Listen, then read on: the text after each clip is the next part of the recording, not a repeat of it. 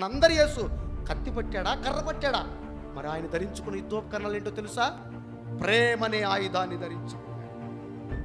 తేజో సంబంధమైన ఆయుధం అది. క్షమనే ఆయుధాన్ని ధరించుకున్నాడు. తేజో సంబంధమైన ఆయుధం అది.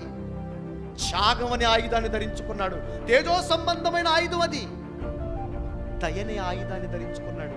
తేజో సంబంధమైన ఆయుధం. అంతేనండి. ఈ ప్రపంచాన్ని శాంతితో, ప్రేమతో, దయతో, కరుణతో, జ్ఞానంతో గెలిచాడండి మన అన్న యేసుక్రీస్తు. జ్ఞానంతో గెలిచాడు మన ప్రభు. ప్రపంచాన్ని గెలిచాడు. మారుమూల గ్రామంలో పుట్టాడు, ప్రపంచాన్ని చుట్టాడు, ప్రతి మనిషి హృదయాన్ని ఆక్రమించాడు. రారాజుగా పిలువబడుతున్నాడండి మహానుభావుడు యేసుక్రీస్తు. అలాంటి క్రీస్తును నమ్మిన మనం ఇంకెంత గొప్పగా ఉండాలి. ఏది అలాంటి ఆయుధాలు మనకున్నాయా?